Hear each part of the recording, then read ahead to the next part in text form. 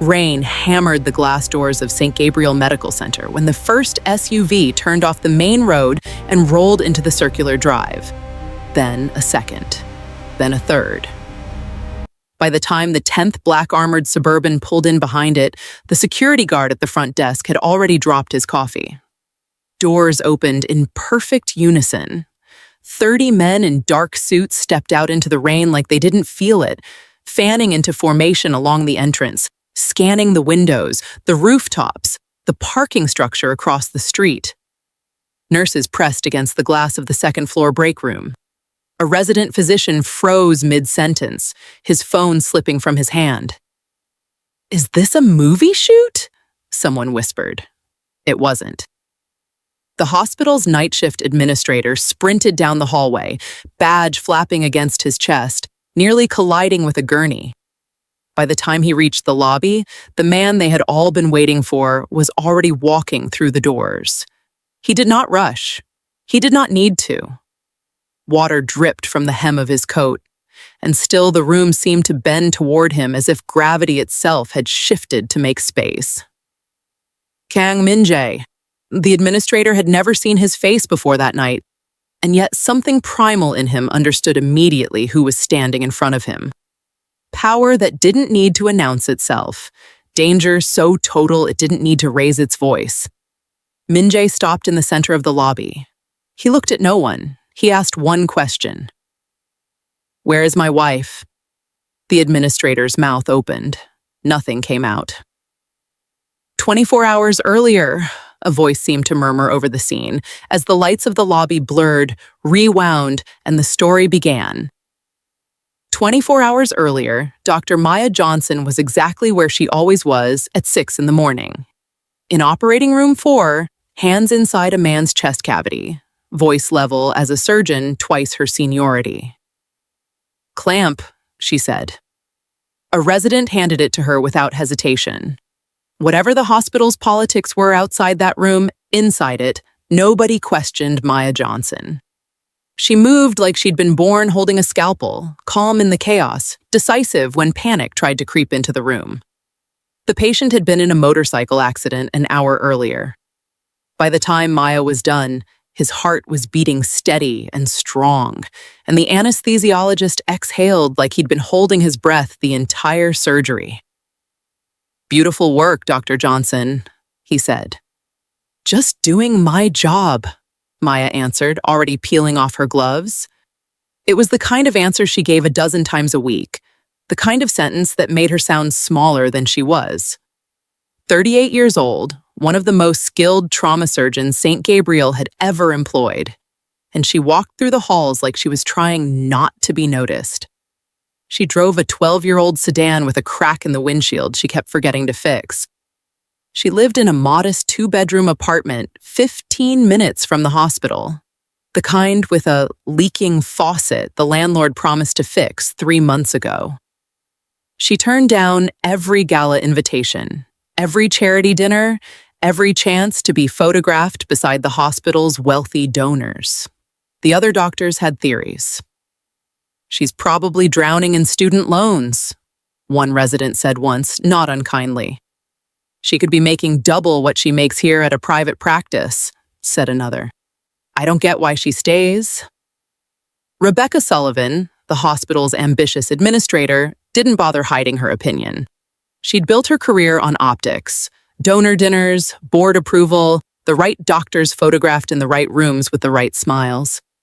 Maya Johnson, brilliant as she was, did not fit the image Rebecca wanted for St. Gabriel.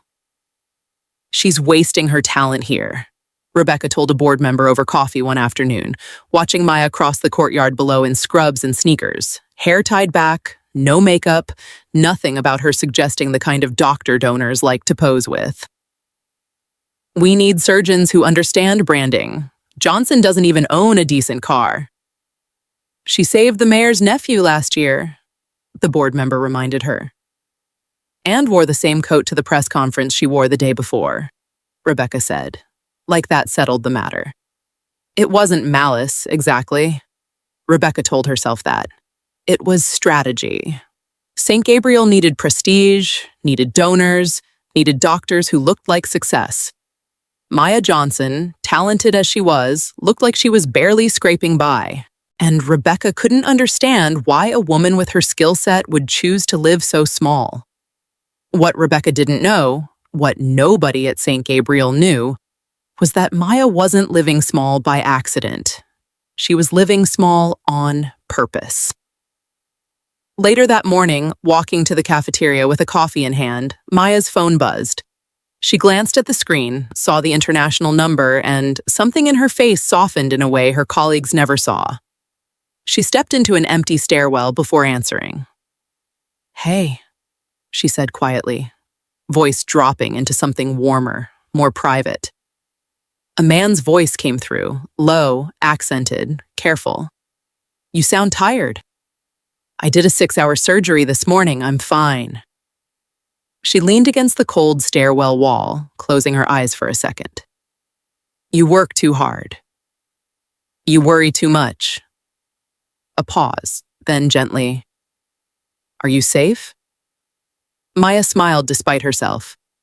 "Min Jae, I'm at a hospital in the middle of a city with security cameras every 10 feet.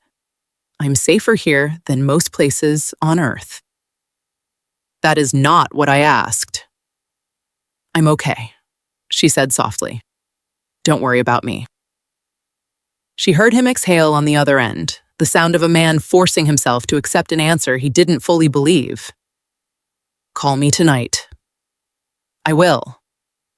She hung up before anyone could round the stairwell corner, tucking the phone into her coat pocket like she was hiding contraband. By the time she pushed through the cafeteria doors, her face had rearranged itself back into the unreadable calm everyone at St. Gabriel knew her by. No one saw the call. No one heard the warmth in her voice. No one had any idea that the woman in the worn lab coat, eating a granola bar alone at a corner table, was the wife of one of the most powerful and most feared men in Asia. If you've ever felt invisible in a room full of people who should have respected you, you already understand exactly what Maya Johnson lived through every single day. Stay with this story, because by the end, you'll understand exactly why she let them underestimate her, and exactly what it cost the people who didn't. 7 years earlier, Maya had been a different version of herself, younger, more idealistic, fresh off her residency and burned out on the politics of American hospitals. She'd signed up for 6 months with Doctors Without Borders, deployed to a string of rural clinics across Southeast Asia, treating everything from snake bites to gunshot wounds with whatever supplies made it through customs that week. She hadn't planned on falling in love. She certainly hadn't planned on falling in love with a man who arrived at her clinic bleeding from a gunshot wound, surrounded by 4 men who looked like they would kill anyone who asked too many questions. "He needs surgery now," one of them had said, in broken English, practically dragging the wounded man through the clinic door. Maya hadn't asked who he was. She hadn't asked why his men were armed, or why they refused to let local police anywhere near the building. Or why, 3 hours later, when the surgery was finished and the bleeding stopped, the wounded man looked at her like she'd handed him his life back, and meant it. "You could have let me die," Kang Min Jae said, once he could speak again, voice hoarse from the anesthesia. "Many people would have wanted to." "I'm a doctor," Maya said simply. "That's not how this works." He'd laughed, a short, surprised sound, like no one had spoken to him so plainly in years. "Most people are afraid of me." "Should I be?" He studied her for a long moment. "No," he said finally, "not you."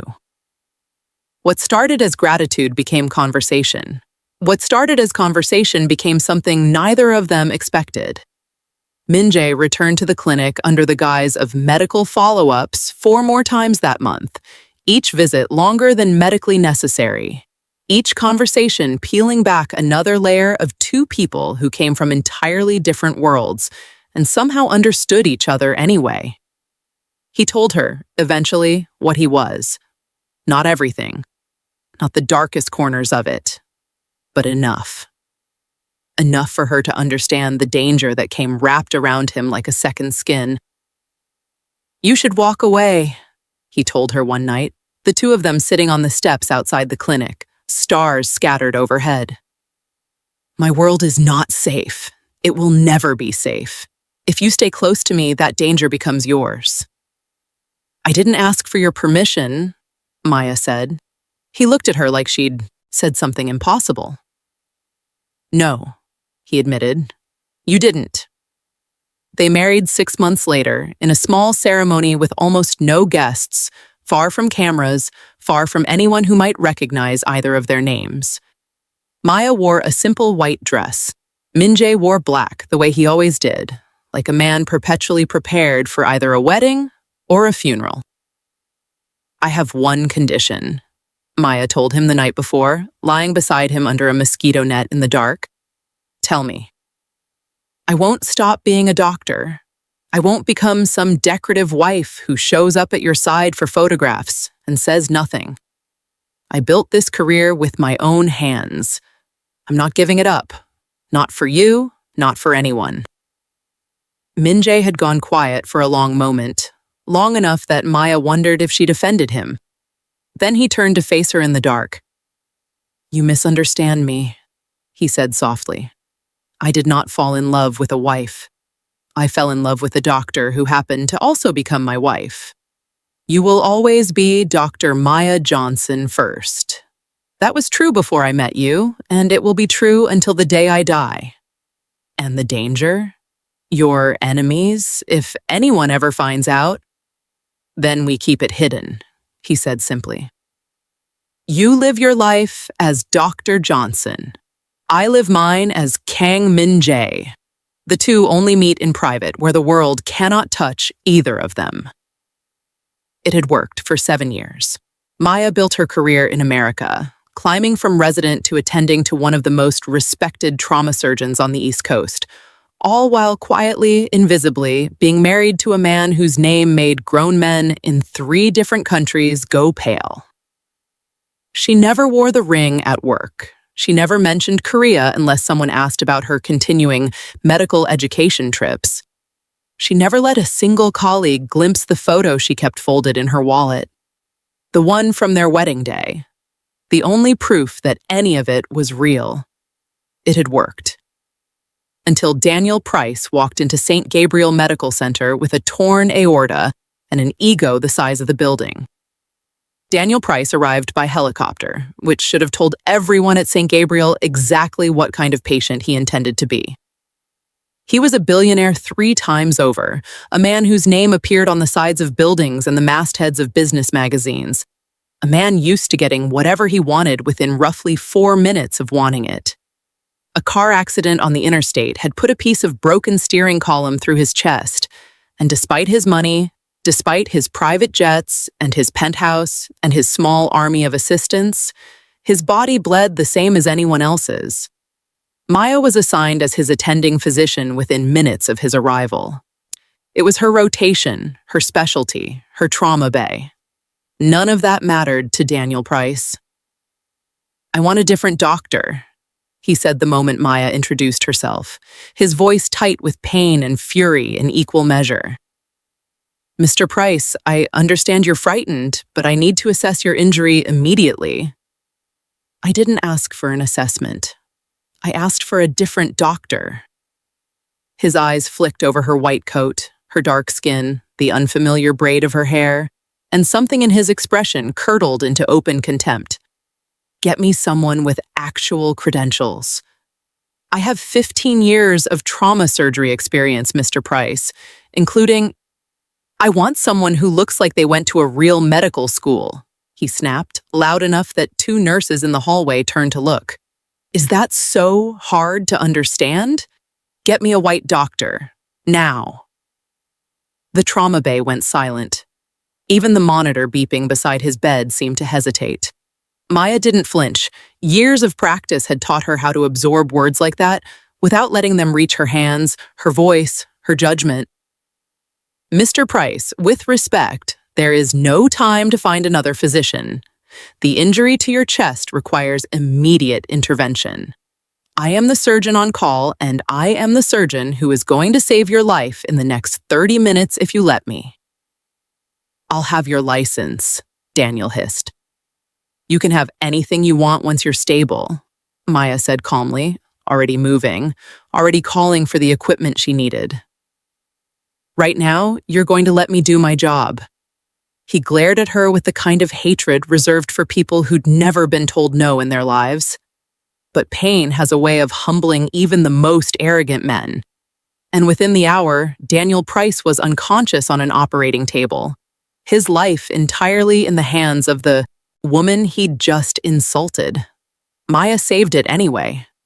It took 4 hours, 2 units of blood, and a level of precision that made the surgical team in the room go quiet with respect. When she finally stepped back from the table, gloves soaked, exhausted in the particular way only trauma surgeons understand, the anesthesiologist looked at her like she'd just performed a miracle. "That was incredible work," he said. "He'll need to stay in the ICU for observation," Maya answered, too tired to acknowledge the compliment, peeling off her gloves 1 finger at a time.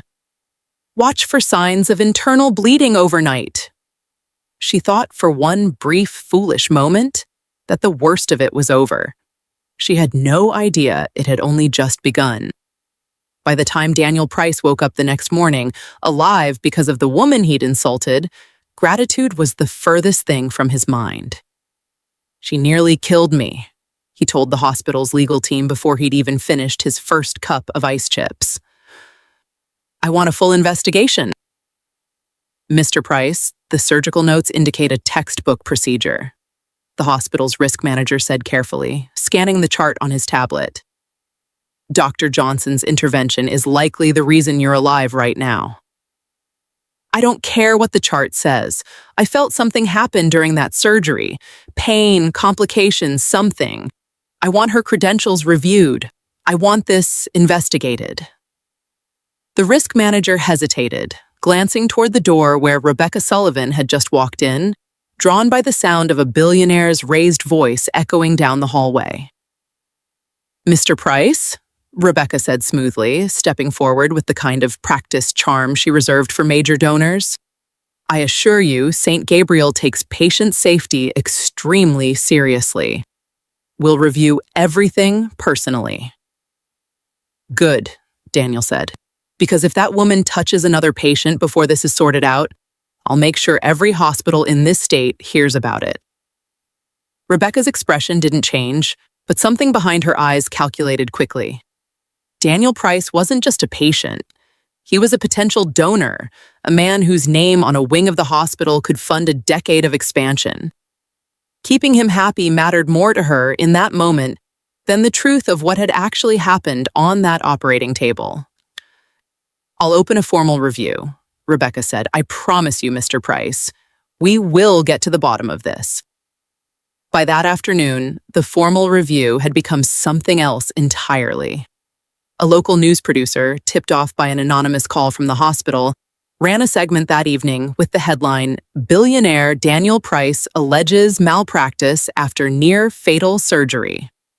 Maya's name wasn't mentioned outright, but anyone inside St. Gabriel knew exactly who the segment was about. By the next morning, it didn't matter that Maya had done nothing wrong.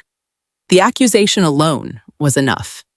Colleagues who used to nod at her in the hallway now looked away. Nurses who'd worked beside her for years suddenly found reasons to avoid eye contact. A resident who once asked her to mentor him quietly requested a transfer to a different supervising physician, just for this rotation. "You don't actually believe I did something wrong," Maya said to him, more hurt than she wanted to admit. "It's not about what I believe," he said, unable to meet her eyes.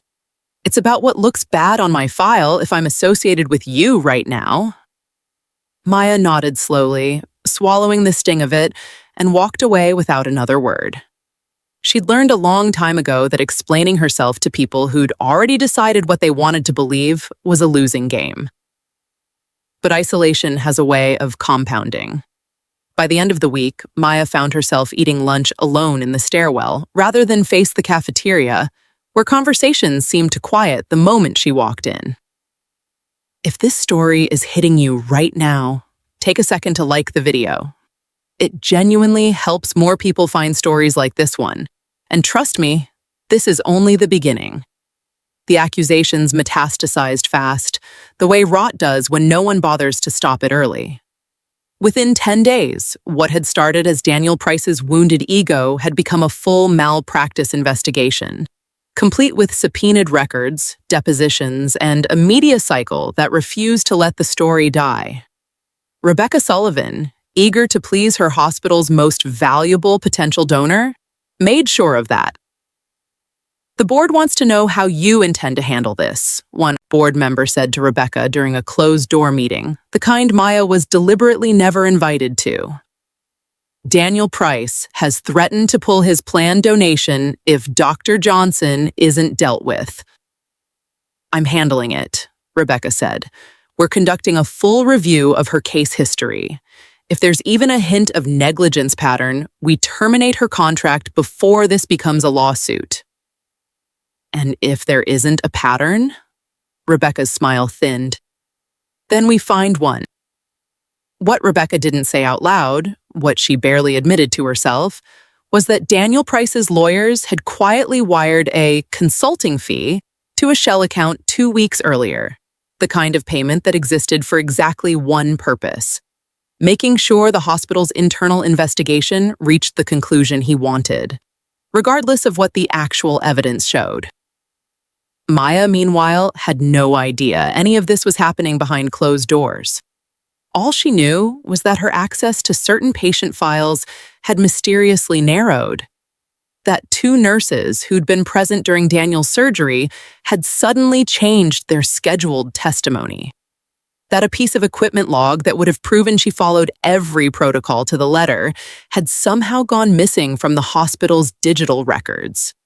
She started staying late, going through old case files herself, trying to piece together what was happening to her career in real time. It was past 11 at night when she found it, buried in an access log she wasn't technically supposed to be reviewing.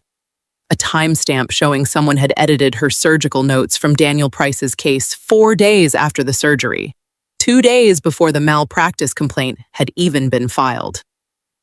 Her stomach dropped. This wasn't a misunderstanding. This wasn't an angry billionaire making baseless threats. Someone inside St. Gabriel had altered her records before the accusation even existed, laying groundwork for a case against her that hadn't been built on truth at all. She sat in the dim light of the records office, staring at the screen, and for the first time in 7 years, she felt the full weight of how alone she'd chosen to be. Her phone sat on the desk beside her, screen dark. She thought about calling Min Jae. She thought about it for nearly a full minute, thumb hovering over his contact photo, the one from their wedding day, the only photo of him she kept anywhere visible. Then she put the phone back down. "I can handle this myself," she whispered to the empty room, like saying it out loud might make it more true. She had no idea how wrong she was. Maya's lawyer, a tired but capable woman named Patricia Alvarez, met her 3 days later in a coffee shop 2 blocks from the hospital, far enough away that no colleagues would see them together. "They want you to settle," Patricia said, sliding a folder across the table. "Quietly. Resign, sign an NDA, and they make the malpractice complaint disappear. No public record, no board hearing. And if I don't? Then it goes to a formal hearing, and given what I'm seeing in terms of the political pressure from Daniel Price's camp, I think you should prepare yourself for the possibility that the board sides with him regardless of the medical evidence." Patricia's expression was sympathetic but blunt. "Maya, I believe you. The surgical notes, the timeline, everything I've reviewed says you did nothing wrong, but belief doesn't always win against money. I'm not signing anything that admits fault for something I didn't do," Maya said, voice steady despite the tremor she felt underneath it. "I understand, but you should also understand what you're risking. Best case, you clear your name in 6 months to a year of litigation, and your reputation is still damaged in the meantime because the news cycle doesn't wait for verdicts. Worst case, The board fires you anyway, and you spend the next 3 years fighting a wrongful termination suit with no income. Maya stared down at the folder, at the settlement language reducing 7 years of her career, every surgery, every life saved, into a single page asking her to admit she'd been the problem all along. "Is there anyone," Patricia asked carefully, "who could help apply some pressure of your own? Someone with resources, connections, anything that might level this playing field?" Maya thought of Min Jae immediately. She thought of the promise she'd extracted from him on a quiet night 7 years ago, lying beside him in the dark. "If anyone ever hurts me," she'd told him then, "promise me you won't turn it into a war. Promise me I get to fight my own battles. Promise me my life stays mine." He'd hesitated before answering. "I promise," he'd finally said, "as long as you tell me when you need me. Not after, not when it's too late. When you need me." She hadn't called. "No," Maya told Patricia, voice quieter than she meant it to be. "There's no one." She left the coffee shop with the settlement folder unsigned, tucked under her arm, and the growing, uncomfortable feeling that she was running out of road. The deeper Maya dug into the missing records, the more the conspiracy revealed itself, piece by ugly piece. She found a second altered file 3 days later. A billing record showing a payment from a Price Industries subsidiary to a shell company that, after 20 minutes of careful searching, traced back to an account controlled by none other than Rebecca Sullivan. Maya stared at the screen so long her eyes burned. This wasn't about medicine. It had never been about medicine. Daniel Price hadn't filed a malpractice complaint because he genuinely believed Maya had hurt him. He'd filed it because she'd embarrassed him in front of his own legal team by saving his life, despite his demand for a different doctor, and his ego couldn't survive that humiliation without revenge.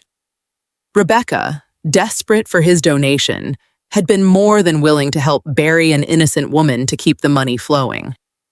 Maya printed what she could, saved copies to a personal drive, and made the mistake of mentioning what she'd found to one too many people. "I think someone's trying to destroy my career on purpose," she told a trusted colleague the next afternoon, a fellow surgeon named Dr. Okafor, who'd worked beside her for 6 years. "I found evidence the records were tampered with before the complaint was even filed." Dr. Okafor's face went pale in a way that should have warned her. "Maya, you need to be careful who you say that to." "Why?" "Because 2 days ago, Rebecca asked me directly whether you'd been talking to anyone about the case. She specifically asked if you'd mentioned digging into anything." He lowered his voice. "I think she has someone watching you." Maya felt the floor shift slightly beneath her feet. "You're serious?" "I'm telling you because I trust you, and because what's happening to you isn't right," he said. "But please, whoever's behind this clearly has resources. Be careful." She thanked him and walked away, trying to convince herself she wasn't actually frightened. She failed. That night, working late again, going through one final set of records she'd flagged as suspicious, her phone buzzed with an unfamiliar number. She almost didn't answer. "Dr. Johnson," a man's voice said when she picked up, flat, unfamiliar, deliberately calm in a way that made her skin crawl. "You should stop looking into things that don't concern you." The call ended before she could respond. Maya sat frozen at her desk for a long time, staring at the blank phone screen, the printed document suddenly feeling less like evidence and more like a weapon someone might be willing to kill to keep buried.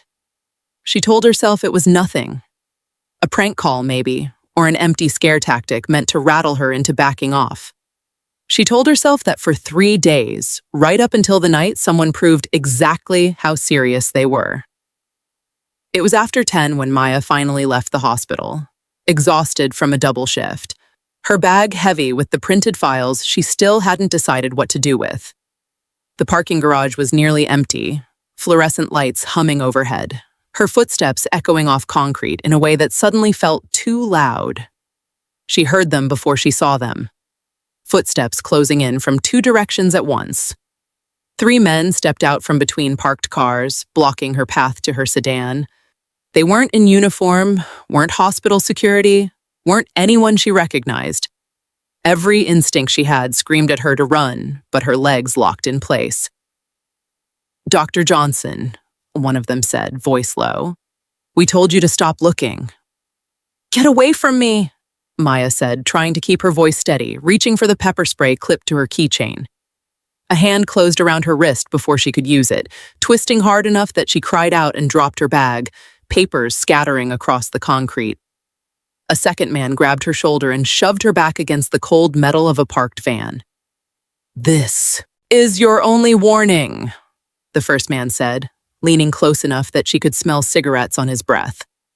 "Drop the investigation, sign whatever they put in front of you, or next time, we won't be this polite."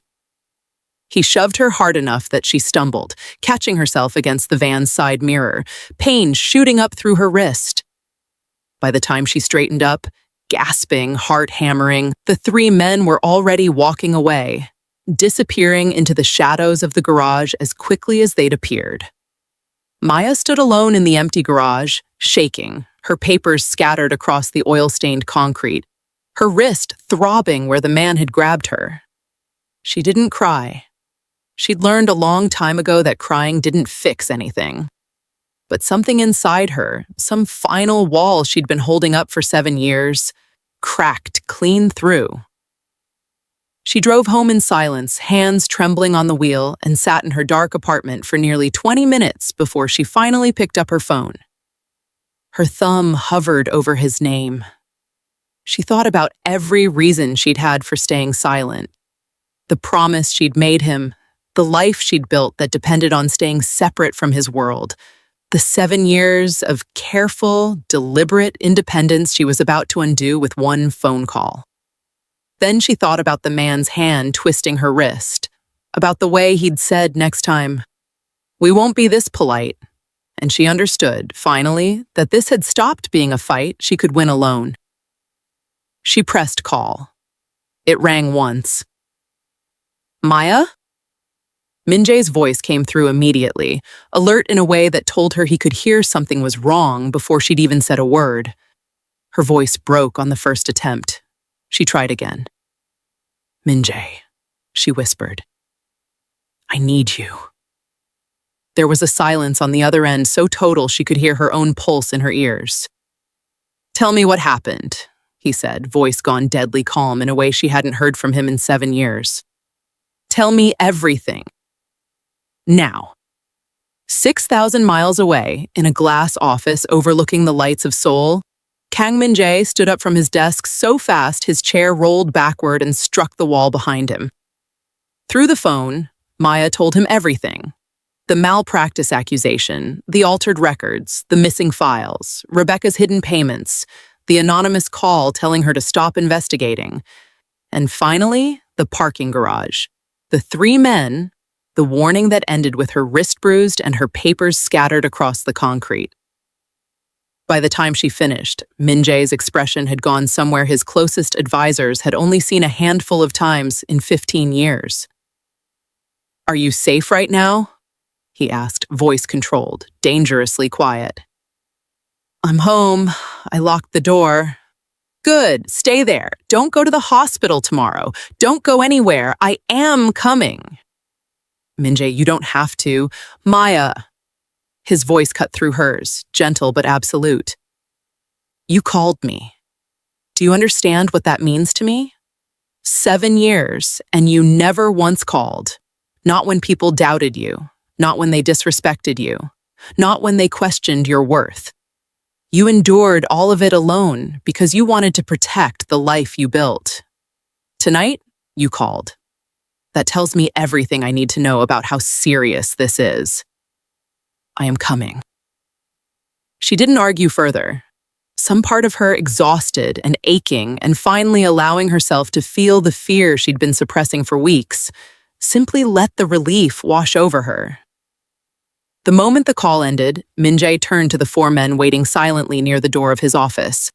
Men who had served him for over a decade, who had seen him calm in negotiations that decided the fates of entire corporations, who had never once seen the look currently on his face. "Wake everyone up," he said. "I want the jet ready within the hour." "Sir," his chief of security, a man named Jung-soo, said carefully, "If I may ask, what happened?" Min Jae's jaw tightened. "Someone touched my wife." The room went silent in a way that needed no further explanation. Every man present understood immediately what those four words meant.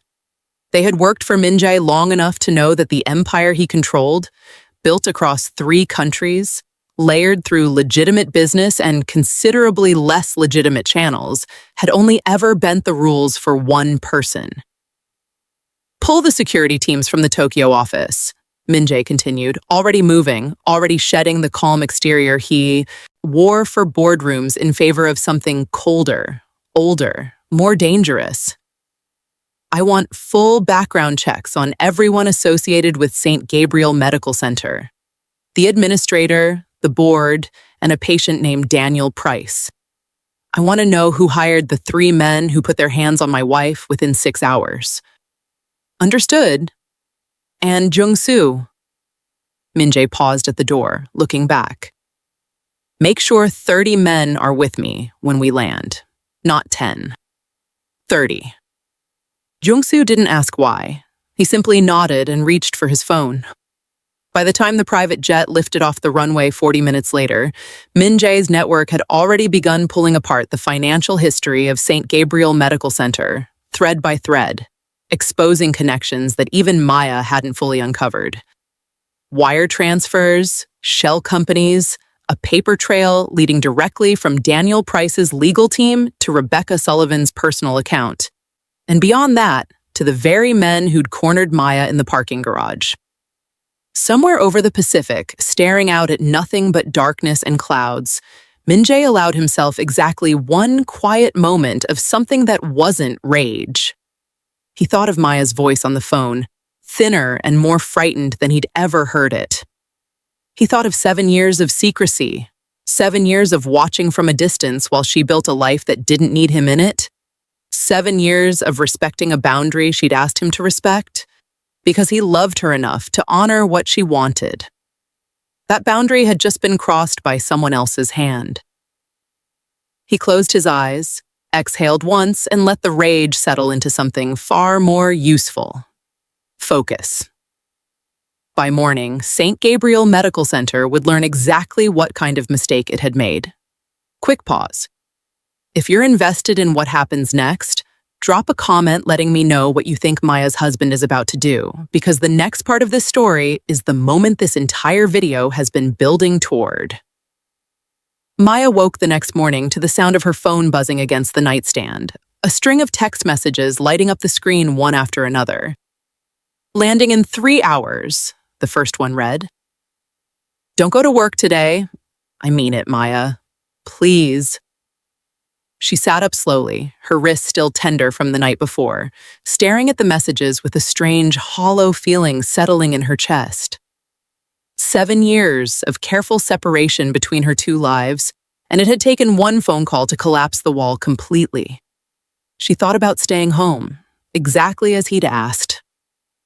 Then she thought about Rebecca's smug satisfaction if she didn't show up, about the malpractice hearing scheduled in 3 days, about every patient on her surgical roster who needed her steady hands, regardless of what was happening behind closed doors.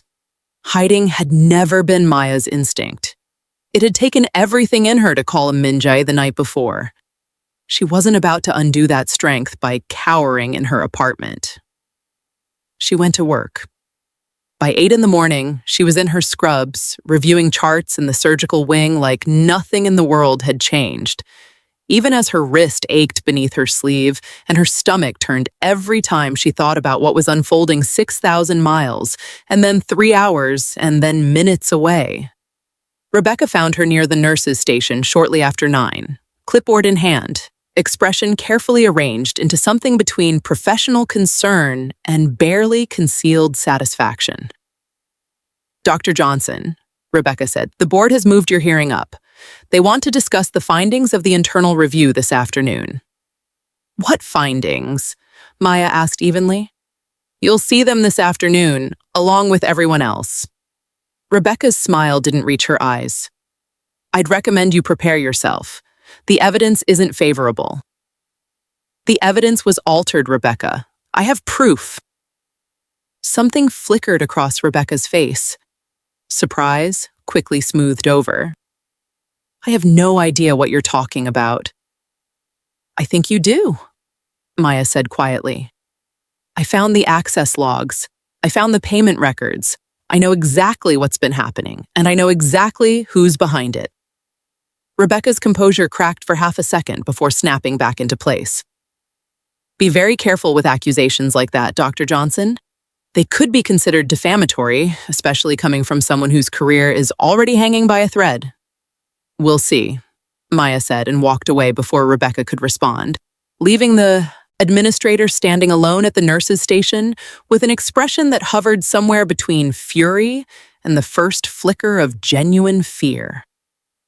What neither woman knew was that, at that exact moment, 10 black SUVs were already crossing the city limits, 30 of the most dangerous men either of them had ever encountered, closing the distance between the airport and St. Gabriel Medical Center 1 mile at a time. The convoy moved through the city like a single coordinated organism, every vehicle perfectly spaced, every driver trained for exactly this kind of arrival. Min Jae sat in the back of the lead Suburban, jaw tight, eyes fixed on the passing skyline, Jung-soo seated across from him with a tablet displaying the last 12 hours of intelligence his team had compiled. We have confirmation on all 3 men from the parking garage, Jung-soo said. Local contractors, hired through a cutout 3 layers removed from Daniel Price's security team. Untraceable on paper, but not untraceable to us. Where are they now? Detained. My men picked them up an hour ago for a conversation. Min Jae nodded once. And the financial trail? Confirmed. Rebecca Sullivan received 4 separate payments from a shell company linked to Price Industries over the past 3 weeks, totaling just under $200,000. The payments coincide exactly with the timeline of the altered medical records and the malpractice filing. Jung-soo paused. She buried it well. Most forensic accountants wouldn't have found it. But you did. We had motivation. Min Jae's expression didn't change, but something in his eyes sharpened. Daniel Price, what do we know? Billionaire, 3rd-generation wealth, history of using legal threats and financial pressure to control hospital and medical staff, 2 prior incidents at other hospitals, both quietly settled with NDAs. This isn't his first time destroying a doctor's career over wounded pride. Not his first time, Min Jae repeated quietly. It will be his last. The SUVs slowed as they approached St. Gabriel's entrance, and through the tinted windows, Min Jae watched the hospital come into view. Modest compared to the buildings he was used to commanding from a distance, ordinary in nearly every way, except for the fact that somewhere inside, it was the woman who had spent 7 years protecting him from exactly this version of herself. Sir, Jung-soo said carefully as the convoy pulled to a stop, once we step out of these vehicles, there is no going back to anonymity. Every camera in that building will capture this. It will be online within the hour. Min Jae looked at him steadily. I am aware. Are you certain this is what Dr. Johnson would want? It was a fair question, and one Min Jae had asked himself the entire flight over. Maya had spent 7 years building a life specifically designed to keep these 2 worlds separate.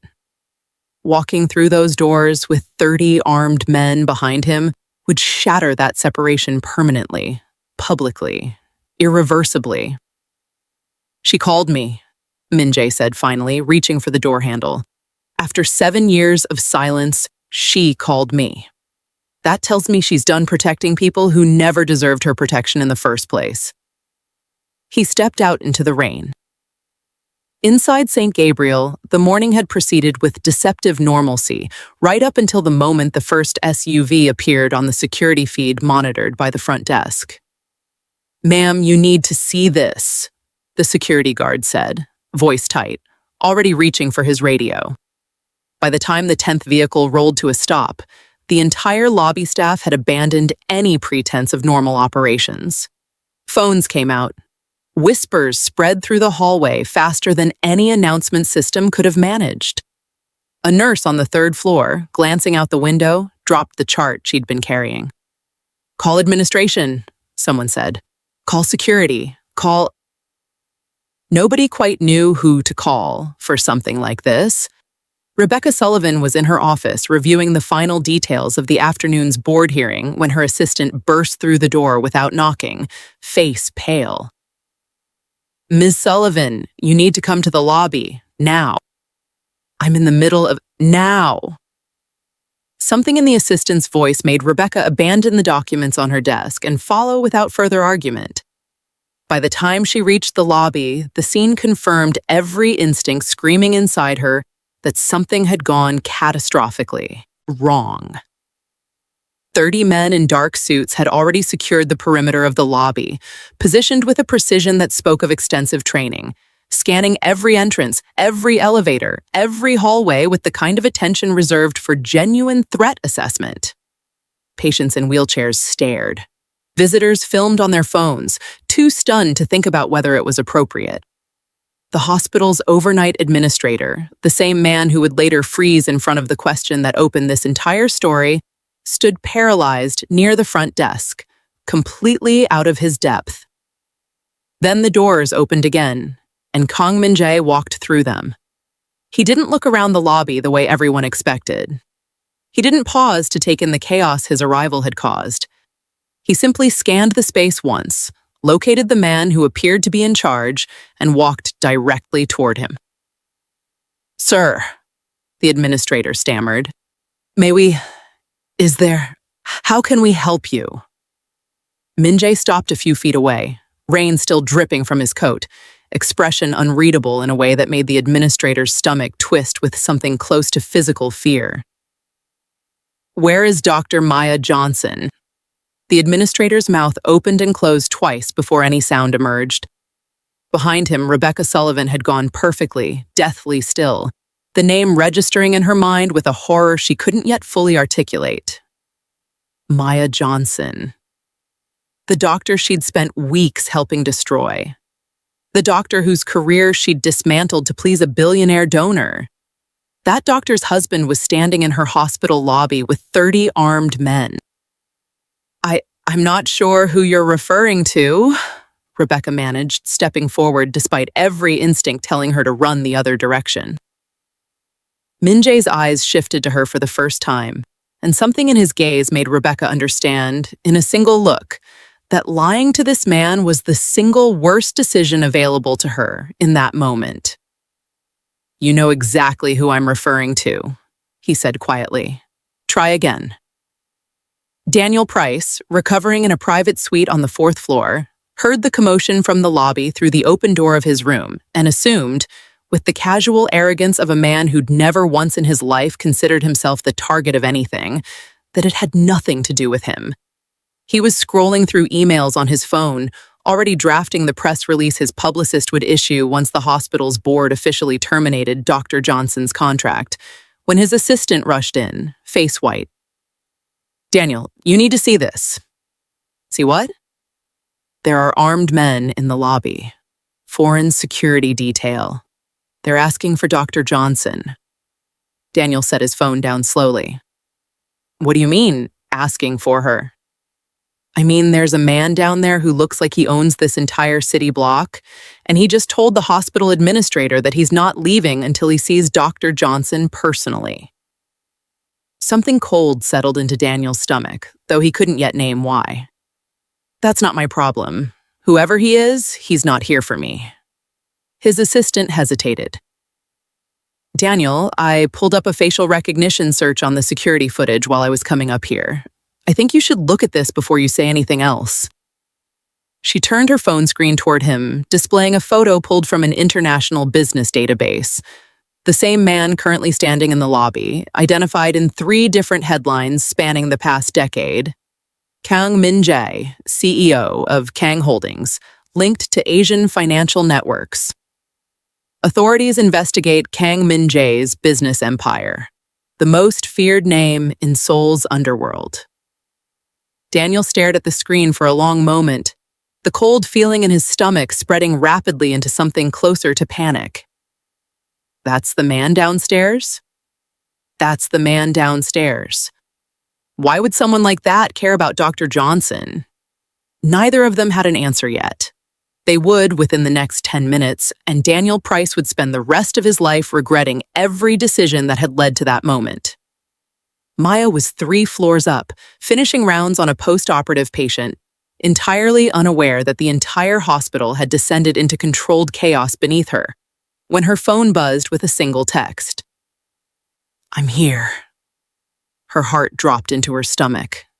She finished her sentence to the patient, something about wound care, something her mouth managed automatically while her mind raced, and walked quickly toward the elevator, pulling off her gloves as she went.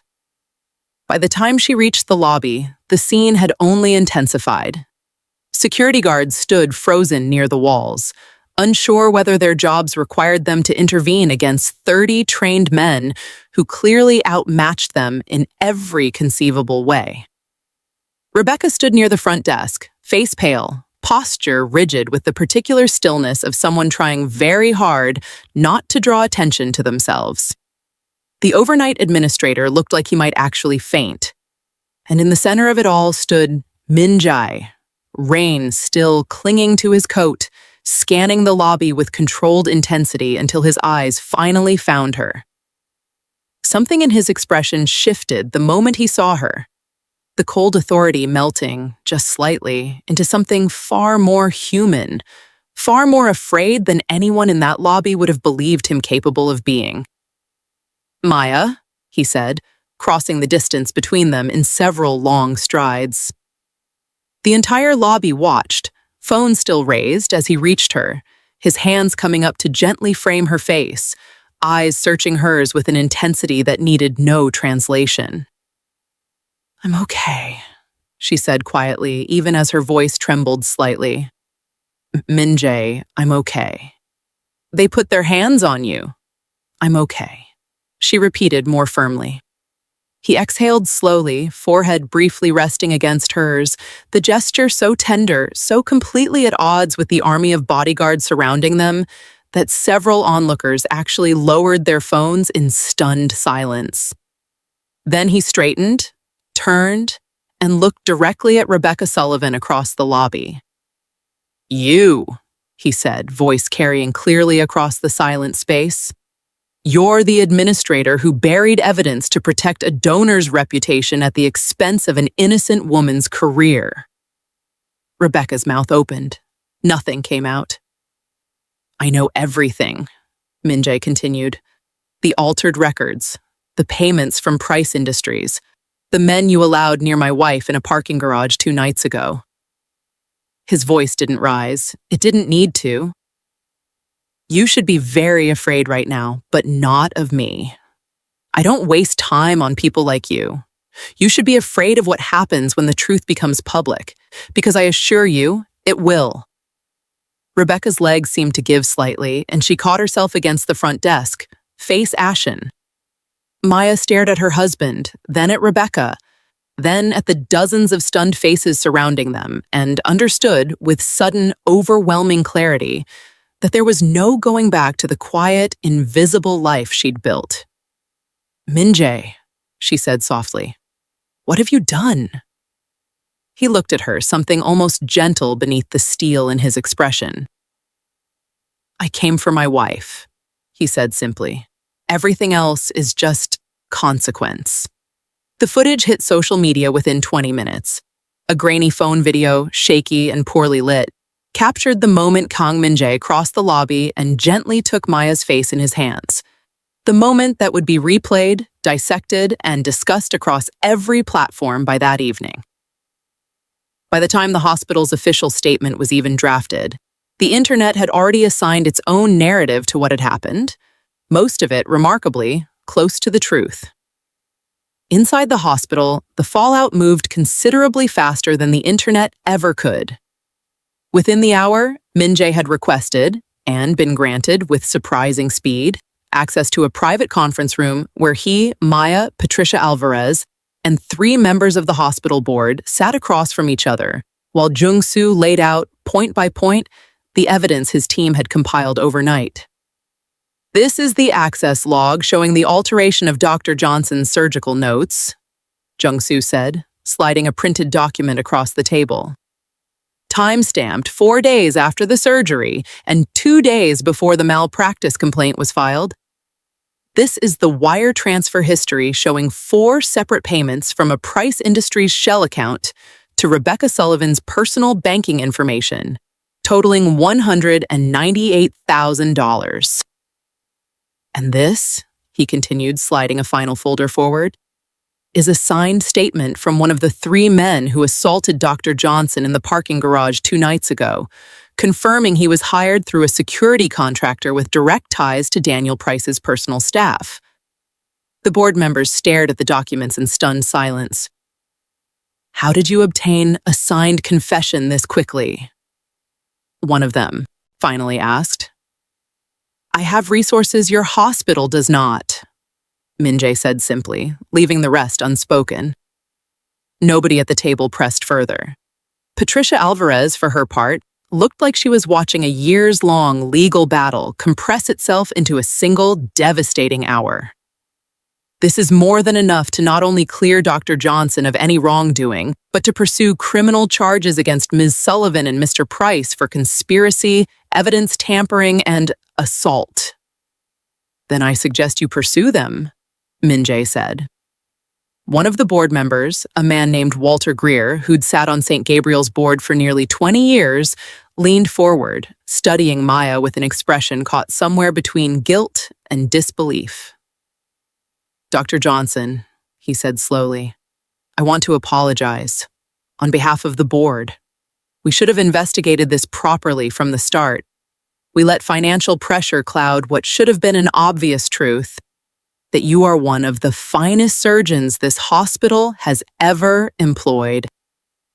"You let financial pressure cloud the truth," Maya repeated quietly, "because the truth was inconvenient, and a donor's money was not." Walter had no response to that. None of them did. Maya looked around the table slowly, at the men who'd been willing to destroy her career to protect a billionaire's wounded ego, and felt something steady settle in her chest. Not triumph, not quite, but something close to it. "I want my name cleared publicly," she said. Not quietly. Not buried in some internal memo nobody reads. "I want a public statement acknowledging that the malpractice allegations were fabricated, and I want the truth about what actually happened in that parking garage made part of the public record." "Done," Walter said immediately. "And Rebecca Sullivan should be removed from this hospital before the end of the day." "Also done." Min Jae watched his wife speak with the kind of steady, controlled authority that had nothing to do with his presence in the room, and everything to do with 7 years of earning every ounce of respect she'd ever received on her own terms. He said nothing, content for once to simply watch her work. If you're enjoying this story so far, take a second to subscribe. There are a lot more stories just like this one waiting for you. And trust me, the ending of this one is worth sticking around for. Rebecca Sullivan was escorted out of St. Gabriel Medical Center by 2 security guards less than 3 hours after Min Jae's arrival. Her career, built over 18 years of careful political maneuvering, collapsing in a single afternoon. The local news segment that had once implied Maya's malpractice now ran an entirely different headline. "Hospital Administrator Implicated in Evidence Tampering Scheme to Protect Wealthy Donor." Within a week, formal charges followed: conspiracy, falsification of medical records, accessory to assault. Rebecca's lawyer advised her to take whatever plea deal prosecutors offered, given the overwhelming evidence Min Jae's team had compiled. "I was protecting this hospital's funding," Rebecca told investigators during her formal interview, voice hollow with the particular desperation of someone watching their entire life unravel. "Daniel Price's donation would have funded an entire wing. I made a business decision." "You falsified medical records and helped cover up an assault to protect a donation," the investigating detective said flatly. "That's not a business decision. That's a crime." Daniel Price fared no better, and in many ways, considerably worse.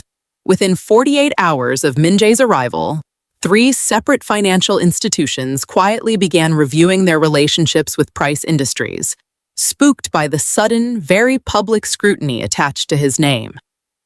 A board member at one of his largest holding companies resigned, citing concerns about leadership integrity. His own legal team, the same one that had orchestrated the malpractice complaint, scrambled to distance themselves the moment criminal charges related to the parking garage assault became public. "You can't prove I hired anyone," Daniel told his lawyers during a frantic conference call from his hospital bed. "Mr. Price," his lead attorney said carefully, "we've already confirmed that the security contractor used to hire those men has financial records linking back to your personal staff's discretionary accounts. We've also confirmed that Mr. Kang's people obtained a signed confession from one of the men involved. This isn't a matter of what we can prove. This is a matter of damage control before criminal charges are filed."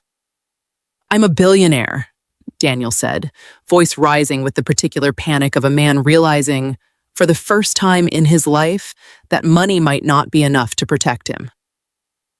"Find a way to make this go away." "Sir," his attorney said quietly, "I don't think you understand who you're dealing with. This isn't a competitor we can outspend. This is a man whose financial network reaches into places our due diligence team can't even fully map. My professional advice is to settle every related civil matter as quietly and quickly as possible, and pray the criminal charges don't follow you into a courtroom." By the end of that week, Daniel Price's stock holdings had dropped considerably amid investor uncertainty. 2 business partnerships quietly dissolved. The malpractice complaint against Maya was formally withdrawn, and a new complaint, this time against Daniel himself, replaced it, filed by the hospital's own legal team, eager to demonstrate they'd corrected course. He was discharged from St. Gabriel Medical Center 9 days after his surgery, slipping out a back entrance to avoid the small crowd of reporters who'd gathered at the front. His empire considerably smaller than it had been the week before. His name now permanently attached to a scandal he would spend years trying, and largely failing, to outrun. The board members who'd quietly gone along with Rebecca's scheme fared little better. 2 resigned outright, unwilling to weather the public scrutiny. A third was formally removed in a vote the very next month, the hospital's remaining leadership eager to demonstrate they'd learned their lesson. None of it brought Maya particular satisfaction. She'd spent her entire career believing in the system she worked within. Imperfect, sometimes unfair, but ultimately oriented toward something good. Watching it collapse so completely under the weight of money and ego left her with something closer to exhaustion than triumph. "Does this feel like winning to you?" she asked Min Jae quietly, the 2 of them sitting together in her apartment for the first time in 7 years. The absurdity of having him there, in the small space she'd built her life around, not lost on either of them. "Does it need to feel like winning?" he asked. "I don't know what it's supposed to feel like." She looked down at her hands. "I spent weeks trying to fight this alone because I wanted to prove I didn't need you to survive in this world. And then, the moment I called you, it took less than 24 hours to undo everything they built against me." "That doesn't diminish what you did," Min Jae said gently. "You found the evidence yourself, Maya. You investigated the altered records yourself. You refused to settle, refused to admit fault for something you didn't do. I didn't hand you any of that." I simply removed the obstacles standing between the truth and the people who needed to hear it. She considered that for a long moment. It still feels like everyone respects me now because of who you are, not because of who I've always been. Then make sure they understand the difference, Min Jae said simply. You have that power. I don't. The hospital called a formal staff meeting the following week, an attempt, Maya understood clearly, to control the narrative before the news cycle controlled it for them. Every department was required to attend, packed into the largest auditorium St. Gabriel had, nervous energy filling the room in a way Maya had never witnessed in 7 years of working there. Walter Greer, now the board's interim chair following the resignations, stood at the podium and delivered a carefully worded statement about accountability, about the hospital's commitment to its staff, about lessons learned the hard way. It was the kind of speech designed to protect the institution rather than illuminate the truth, and everyone in the room seemed to understand that, including Walter himself. Then he gestured toward the side of the stage. Dr. Johnson, would you like to say anything? Maya hadn't planned to speak. She walked up anyway, scanning the room slowly, faces she recognized, colleagues who'd avoided her for weeks now watching with an entirely different kind of attention. Nurses who'd once whispered behind her back now sitting in respectful silence. She thought about the speech she could give, gracious, diplomatic, designed to smooth over the discomfort everyone in the room clearly felt. She decided against it. 3 weeks ago, Maya said, voice carrying clearly through the auditorium, most of you believed I was a malpractice risk. Some of you stopped speaking to me in the hallway. Some of you requested transfers rather than be associated with my name. A few of you actively helped build a case against me that you knew, or should have known, wasn't built on truth. The room had gone completely silent. Yesterday, you treated me like I was nothing, she continued. Today, many of you are looking at me with something close to respect, and I want to be honest about why that change happened. It happened because my husband walked through that lobby with 30 bodyguards and 10 armored vehicles. It happened because power finally arrived that none of you could ignore. She paused, letting that settle. That says more about you than it does about me, she said quietly. I was the same surgeon 3 weeks ago that I am today. The same hands that saved Daniel Price's life on that operating table were the same hands you were ready to take a license away from based on a lie. Nothing about my skill, my dedication, or my integrity changed the moment a powerful man walked through those doors. The only thing that changed was your willingness to see what was already true. Nobody in the auditorium said a word. Several people looked down at their hands, unable to meet her eyes. I'm not interested in revenge, Maya continued. I'm not interested in punishing every person in this room who doubted me, because frankly, most of you were simply following the lead of people in power who should have known better. But I want every one of you to remember this feeling. The discomfort of realizing you respected someone for the wrong reasons. The shame of knowing you were willing to abandon a colleague because believing her was inconvenient. Carry that discomfort with you. Let it change how you treat the next person who doesn't have 10 SUVs and 30 bodyguards arriving to defend them, because most people never will. She stepped back from the podium without waiting for applause, without looking to see how the room had reacted, and walked off the stage with the same quiet dignity she'd carried through every difficult moment of the past month. The silence that followed her exit lasted nearly 30 seconds before anyone in the auditorium moved. The weeks following the staff meeting passed in a strange, uneasy quiet.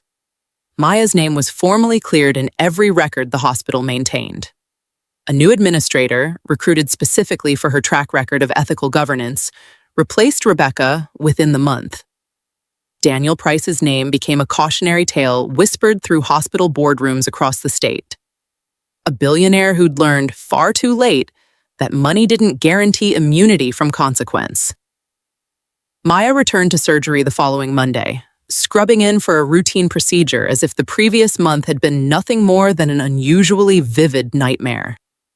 Her hands were as steady as they'd always been. Her focus, once the operating room doors closed behind her, narrowed entirely to the patient on the table. The world beyond those doors, fading into irrelevant background noise the way it always had. "It's good to have you back, Dr. Johnson," the anesthesiologist said quietly before the procedure began. "I never left," Maya said simply, and meant it. Min Jae, for his part, kept the promise he'd made 7 years earlier. The same promise that had held even through the chaos of the past month. Once the truth had come out, once Rebecca and Daniel had faced the consequences their actions deserved, he stepped back, exactly as he'd told her he would. "I'm not going to interfere with your work," he told her one evening, the two of them sharing dinner in her small apartment. A meal she'd cooked herself rather than have catered, insisting on maintaining at least that piece of normalcy. "I came because you needed me. Now that the danger has passed, I intend to keep my promise. You will always be Dr. Johnson first. Even though everyone at the hospital knows now, knowing doesn't change what I promised you," he said. "It only changes what other people understand about the life you've built. You still get to decide what that life looks like." She studied him for a long moment, something warm settling behind the exhaustion of the past month. "Thank you for coming," she said quietly. "And thank you for asking before you destroyed everyone who hurt me, instead of just doing it without telling me." "I considered skipping that step," he admitted, a small, rare smile tugging at the corner of his mouth. "But I made a promise 7 years ago. I intend to keep all of them, even the inconvenient ones." She laughed. A real laugh, the first one in weeks that didn't carry the weight of exhaustion or fear underneath it. 6 months later, the hospital had settled into a new rhythm, one Maya found herself surprisingly comfortable within. Walter Greer's board had implemented stricter oversight policies around donor influence and internal investigations, a direct response to the scandal that had nearly destroyed her career and very nearly destroyed the hospital's reputation alongside it. Maya had been offered, and quietly declined, a position on the hospital's ethics committee, a board seat, and 3 separate consulting roles from competing hospitals, eager to associate themselves with the doctor who'd become an unlikely symbol of integrity under pressure. She turned down every offer that pulled her further from the operating room and accepted only the ones that let her keep doing exactly what she'd always done: treating patients, training residents, saving lives with the same quiet dedication that had defined her career long before anyone outside St. Gabriel knew her name. She kept her apartment, despite Min Jae's gentle, repeated suggestions that she might consider somewhere larger. "I like my apartment," she told him simply. The same conversation they'd had a dozen times over the past 6 months. "It has a leaking faucet." "I like my leaking faucet." He'd learned, over those 6 months, not to push too hard against the parts of her life she'd built specifically because they belonged entirely to her. He flew in when his schedule allowed, sometimes for a weekend, sometimes for only a single dinner before flying back out. He never arrived with 30 bodyguards again. A single car, a single driver, sometimes just himself behind the wheel of a rental, learning slowly what it meant to exist in her world, rather than asking her to exist permanently in his. It was on a quiet Tuesday evening, 6 months almost to the day after the incident that had upended both their carefully separated lives, that Maya walked out of St. Gabriel's main entrance after a long surgical shift, exhausted in the good way, the way that came from a difficult procedure that had ended in success rather than tragedy. She expected her car, or perhaps a rideshare, given how late she'd worked. Instead, she found one black SUV waiting at the curb, a single vehicle, no convoy, no army of bodyguards scanning the parking lot for threats. Min Jae stepped out as she approached, hands tucked into his coat pockets, the same small, rare smile from 6 months earlier playing at the corner of his mouth. "Dr. Johnson," he said, "are you finally ready to go home?" Maya stopped a few feet away, studying him for a long moment.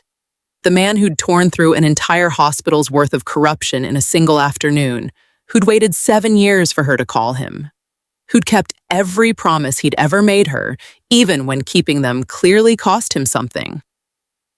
"Only if you stop sending 30 bodyguards," she said. He laughed, a real laugh, warm and unguarded in a way the rest of the world rarely got to witness. "1 car," he said. "I promise." She smiled, crossing the remaining distance between them, and let him open the door for her, sliding into the passenger seat beside the man she'd spent 7 years protecting from the world she'd built, and who had, in the end, spent 24 hours proving exactly why that protection had never really been necessary at all. They drove away together, leaving St. Gabriel Medical Center behind them, its lights fading slowly in the rearview mirror. The story of the doctor nobody respected, and the husband nobody knew about, finally, quietly, settling into something that looked a great deal like peace. If this story moved you even a little, share it with someone who needs a reminder that real strength doesn't always announce itself loudly. And don't forget to drop a comment below telling me which part hit you the hardest. Stories like Maya's remind us that the people we underestimate are often the ones holding the most power of all, waiting quietly for the moment they choose to reveal it. Thanks for watching until the very end.